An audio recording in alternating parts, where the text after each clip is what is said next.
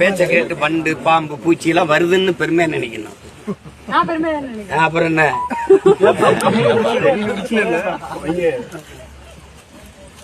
மாடுகளுக்கு மாநாடு போட்டோம்.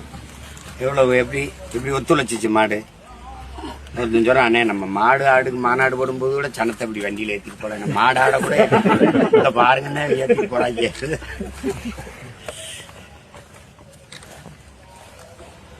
இடம் எங்க போடுறது இல்ல, இதுக்கு நேர கீழே இப்படி இந்த இடத்துல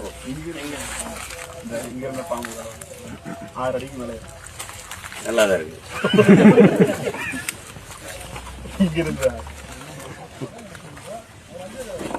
ஐயா இருக்காரு, புடிச்சு விளையாட வேண்டியது என்னங்கய்யா.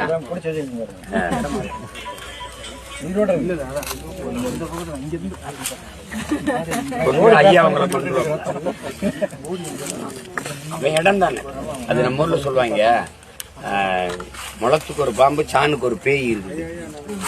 எல்லாம் செத்தம்பரம் பூமியில தான் இருக்கேன். அப்ப செத்தம்பரம் பேய்னா எல்லாம் பேய் தான். முளத்துக்கு ஒரு பாம்பு சாணுக்கு ஒரு பேய். அவன் என்ன நினைப்பேன், என்னையா பண்ண போறாங்க, அவன் டீப் டிஸ்கஷன்ல இருப்பாங்க. பாப்பா எனக்கு ரொம்ப பண்ண போட்டு விட்டுருவோம். என்ன பண்றான்னு பாப்போம். பேசாம போயிட்டாங்கன்னா விடுவான், இல்லைன்னா போட்டு தள்ளி விட்டுருவோம்.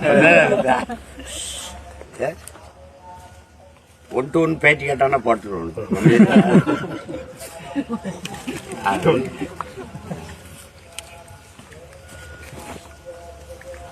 அது கடிச்சிருச்சுன்னா என்னன்னா கத்தக்கூடாதுன்னு எங்க அப்பா சொல்லி கொடுப்பாங்க. நாங்க ஆடு மாடு மேய்க்க வாழது தேலு பாம்பு கடிச்சிருச்சுன்னா கத்தக்கூடாது. உடனே அதான் இல்லைன்னா அதே இடத்துல இருக்கும், அந்த விஷம் அப்படியே நிற்கும்.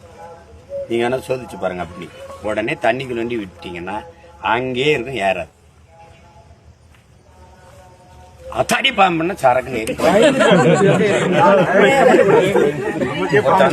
இல்ல, யதார்த்தத்தை சொல்றேன். ஒருத்தன் இல்ல இப்படி போயிட்டே இருந்திருக்கான் வயல்ல.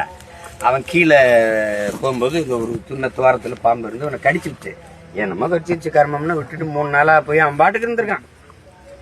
திருப்பி அடுத்து 3 நாள் கழிச்சு அந்த இடத்துல போகும்போது அந்த பொத்துல பாம்பு அப்படி நின்று இருந்தது. அத்தாடி அன்னைக்கு நம்மள பாம்பளடா கடிச்சிருக்கு நான் பாருங்க, சத்துன்னு சொல்லி சரக்கு அதுதான் பிரச்சனை. கத்திட்டு கொம்பாடு போயிட்டுங்க. சரி இரு பாத்துக்கிறோம். அப்படியே தண்ணிக்குள்ள விட்டோம்னா அங்கேயே இருக்கும், விஷம் ஏறாது.